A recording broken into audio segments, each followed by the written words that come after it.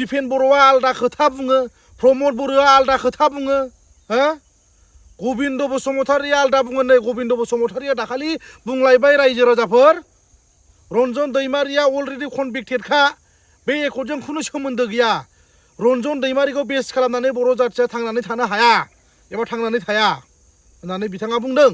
नै आरो दिपेन बर'आ मैया बुंलायबाय रन्जन दैमारिखौ गनायनि खामानि मावनांगौ, 3 मास नङाबा 6 मासनि गेजेराव रन्जन दैमारिया गनांगौ होननानै दाबि खालामदों। 4 बोसोर मा मावखो? 4 बोसोर बबाव उन्दुनानै थाखो? MP इलेक्सन जोबखांनायनि उनाव प्रमद बर'आबो बुंदोंमोन जामिनाव बख'गोन, बेलाव बख'गोन होनना बुंदोंमोन। दिनै प्रमद बर'आ बिनि सायाव मोनसेबो खोथा बुङाखै। रन्जन दैमारि गनायनि जेबो खामानि मावाखै बिथांमोना। हा? बे जुदि एकर्डजों गवाब्ला, सोमोन्दो गैयाब्ला, बे फिस एकर्डजों बे 5 बोसोराव बे उइथिन 5 इयार्सनि गेजेराव जुदि फाउन्डार अफ एनडिएफबि रन्जन दैमारि बिथाङा जेलनिफ्राय गवाब्ला सोर बख'गोन बेखौ उनाव? मानि थाखाय एकर्ड खालामखो? मानोथो फिस एग्रिमेन्ट खालामखो? दानिया दिपेन बर', प्रमद बर'मोनहा रायजो राजाफोरनो फिननाय होदो। मानि थाखाय फिस एग्रिमेन्ट मुं लाखो? मानि थाखाय फिस एग्रिमेन्ट साइन खालामखो? दिनै जोंनि रायजो राजाफोरनो खिन्थाना होदो। दानिया रायजो राजाफोरनो फिननाय हो। गबिन्द बसुमतारि आरो दिपेन बर', प्रमद बर' कनभिक्टेडखा होननानै नोंथांमोना मोनथिखानानै मानोथो साइन खालामा? गखाया होननानै मोनथिखागौ नोंसोर, मानोथो साइन खालामखो? आरो बुंबावबाय साइन खालामखांनायनि उनाव रन्जन दैमारिया थाबैनो गसिगोन, हो? उदां जासिगोन, स्ट्रंलि खामानि मावगासिनो दं होनना बुंबाय। इउजि ब्रह्मआबो बुंबाय जोंखौ फोथायनानै बिलिभ खालामनानै ब्लाइन्डनि सिगनेसार होदों होनना बुंबाय। दिनै मा जाखो? मा नुनो मोनखो रायजो राजाफोर? इउजि ब्रह्मआ आलदा बुङो, गबिन्द बसुमतारिया आलदा बुङो, प्रमद बर'आ आलदा बुङो, दिपेन बर'आ आलदा बुङो। एखे बिसोरो, बिसोरनि जि साननाय हनाय खामानि मावनाय गासिबो एखे, ओरैनो माने बेलेग स्टाइलावल' बिथांमोना खोथा बुङो। एखे थोरसियाव ओंखाम जाग्रा मानसि बिथांमोना। दिनैनि डेटआव जुदि दिपेन बर'आ पावार दङब्ला बुंथों बियो प्रमद बर'खौ। 4 बोसोर जाबाय दिनैसिमबो रन्जन दैमारिनि केसा मानो समाधान जायाखै? बेखौ कुइसन खालाम, दरना हो, लामायाव मुसुखा साव प्रमद बर'नि। हाग्रामानि मुसुखाखौ सावनो हायो, बाट प्रमद बर'निखौ मानो हाया? व्हाट इज द रिजन? मानि थाखाय हाया? हेल' लोगोफोर, नोंथांमोना भिडिअखौ उइदाउट स्क्रिप्ट नायबानो जाबाय। दिनै दिपेन बर' आरो प्रमद बर'नि सायाव नोंथांमोनजों सावरायगोन। बिथांमोना रायजो राजाफोरखौ थगायथारबाय रायजोफोर। आरो बुंबावलायबाय दिपेन बर'आ 3 मास आरो 6 मासनि गेजेराव रन्जन दैमारि गनायनि खामानिखौ मावनांगौ होननानै बुंबावलायबाय। हा? 4 बोसोर मा मावनानै थाखो? रन्जन दैमारिखौ जेलनिफ्राय उदां जासिगोन, इनिसियेटिभ लानानै खामानि मावबोबाय थादों होननानै बुंनाया दिनै मा जाखो? 5 बोसोर जानोसै। जानुवारि सफैबानो 5 बोसोर जानोसै। हा? 2024नि सिगां बख'गोननो, गगोननो, गैया। 2025 फैलायलायनोसै। राजा लामायाव ओंखारगोन, आन्दलनाव ओंखारगोन होननानै बुंनाय गासिबो थगायजोबनाय रायजो राजाफोर। UPPL आरो आबसुनि खोथाखौ जिन्दिगिबो दाफोथाय। बर' जाथिखौ थगायनानै पलिटिकेलाइज खालामनानै गावसोर राजा जानो नागिरदों बिथांमोना। प्रमद बर' आरो बे दिपेन बर'आ फिननाय होदों 4 बोसोर 4 इयार्स मा मावनानै थाखो? दिपेन बर'आ आलदा खोथा बुङो, प्रमद बर'आ आलदा खोथा बुङो, हो?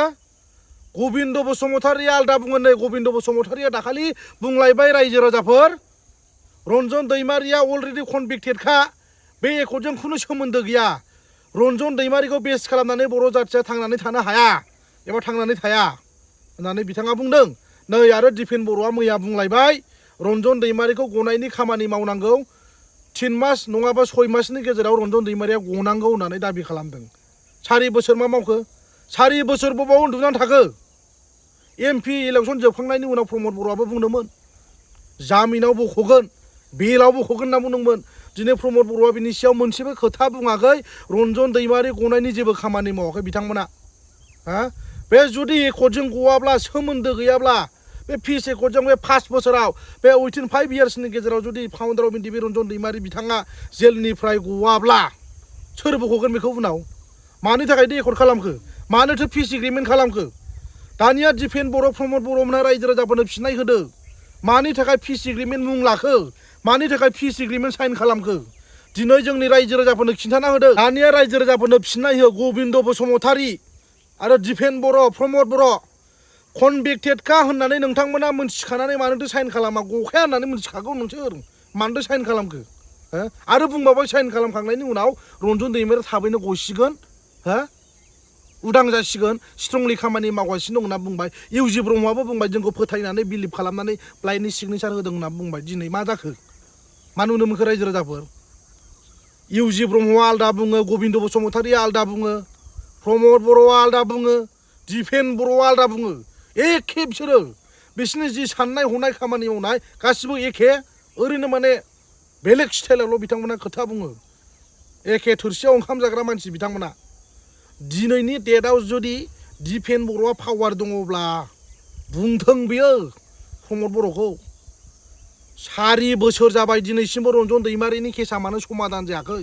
बेखौ कुइसन खालाम दरना हो लामायाव मुसुखा साव प्रमद बर'नि हाग्रामानि मुसुखाखौ सावनो हायो बाट प्रमद बर'निखौ मानो हाया व्हाट इज द रिजन मानि थाखाय हाया दिनै जोंनि रायजो राजाफ्रा बयबो सांग्रां जादो सोंदो गामियाव जुदि एबार इलेक्सन टाइमाव केम्पिं खालामोबा कुइसन खालाम व्हाट इज पिस एकर्ड होननानै 4 बोसोर जाबाय दिनैसिमबो एनडिपिनि समस्या जोबाखै फाउन्डार रन्जन दैमारि जेलनिफ्राय उदां जायाखै हो बिथांमोननि दैदेनगिरिनि खुगानिफ्राय इउपिपिएल पार्टिनि दैदेनगिरि नेताफोरनि जि खोथा बुंनाय जि बाथ्रा गासिबो आनएक्सपेक्टेड आननेसेसारि बिथांमोना जोंनि बर' रायजो राजाफोरखौ थगायनानै राजा जानो नागिरदों नोंथांमोननि राजा जानो नागिरनाय सिमाङा मोगथां महर मोननाय नङा 2025आव जिर' जागोन बे सिदा खोथा दिनै नोंथांमोना खनसे नङा खननै बर' रायजो राजाफोरखौ थगायनानै दिनै हा पलिटिक्स खालामनानै दिनै नोंथांमोना राजा जाबाय दिनै आरो लाजिबावाखै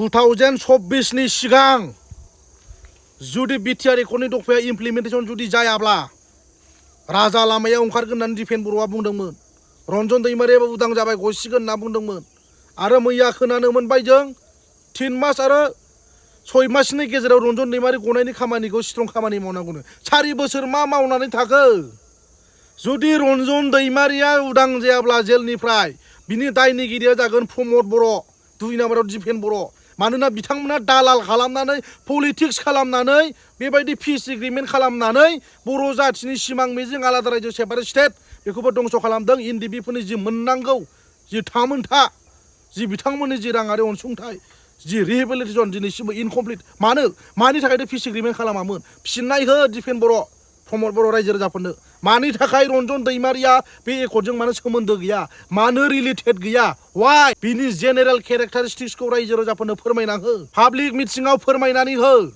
मानि थाखायथ' पिस एग्रिमेन्ट खालामामोन दिनै फैनानै 4 बोसोर जाबाय आरो बिथांमोना बुंबाय रन्जन दैमारिया बे एकर्डजों जेबो सोमोन्दो गैया दिस इज भेरि आनफर्चुनेट दुखुनांथाव रायजो राजाफोर लाजिथाव बिथांमोना दिनै जोंनि रायजो राजाखौ थगायनानै दिनै राजा जादों ओंखायनो जोंनि रायजो राजाफ्रा थगायजानो नाङा रायजो राजाफोर बिथांमोना बड'लेण्ड मोनगोन होननानै 1 नाम्बाराव थगायदों 15 बोसोर थगायबोबाय प्रमद बर'आ नंगौना नङा रायजो राजाफोर 4 बोसोर थगायबावबाय एनडिपिनि समस्या समाधान जासिगोन जाजोब्बाय होननानै हो 4 बोसोर थगायबाय बिटिआर इमप्लिमेन्ट जासिगोन जाजोब्बाय होननानै दानिया रायजो राजाफोरनो फिननाय होदो within 4 years 4 बोसोराव बिटिआर एग्रिमेन्टनि बबे दफाया समाधान जाखो एबा मावफुं जाखो बबेयो मावफुं जायाखै दानिया रायजो राजाफोरनो फिननाय होदो थन्न एन्सार होदो रन्जन दैमारिया मानो सोमोन्दो गैया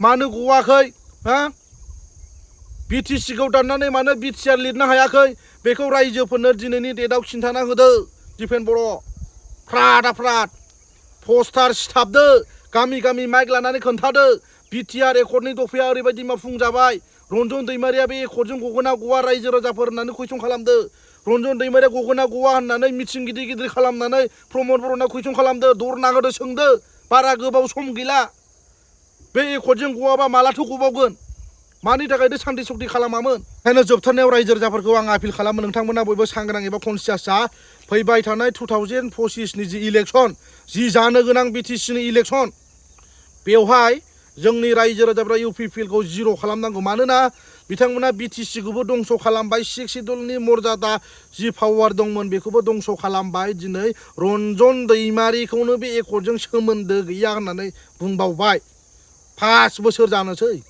दासिमबो गवाखै अब्ला मा जाखो बियो this is what kind of accord what type of accord डिफेन बर' दानिया खिन्थादो पिस एकर्डआ माखौ होनो व्हाट इज पिस एकर्ड माखौ पिस एकर्ड होनो रायजो राजाफोरनो फिननाय होदो हा वार्ल्डनि बबे हिस्ट'रियाव नुवा साइन जाखांनायनि उनाव जोबथेसालियाव दोननाय हा आरो दिनै जों नुनो मोनबावबाय खोनानो मोनबावबाय बिथांमोननि जे खोथा बुंनाय गासिबो नंखाय पलिटिक्स खालामनानै बिथांमोन जोबथेसालियाव जोबनानै दोननानै गावसोर राजा जादों दिनै प्रुफ जाबाय रायजो राजाफोर इउ पिपिएलखौ बिदाय होनांगौ एबा रायजो राजाफ्रा बयबो सांग्रां जानांगौ फैबाय थानाय समाव इउ पिपिएल पार्टिखौ बिदाय होनांगौ बिपिएफ पार्टिखौ सापर्ट खालामनांगौ मानोना बिथांमोना जेरैबायदि 17 बोसोराव खामानि मावदों नाथाय इउ पिपिएलआ बिदि मावनो हायाखै 4 बोसोरावनो बिटिसिखौ लथर फथर खालामजोब्बाय लेथें फेथें खालामजोब्बाय पिस एकर्डनि नामाव एनडिएफबिनि समयसा फोजोबनायनि नामाव दिनै बर' जाथिनि सिमांखौनो आलादा सेपारेट स्टेट सोरजिनांगौखौनो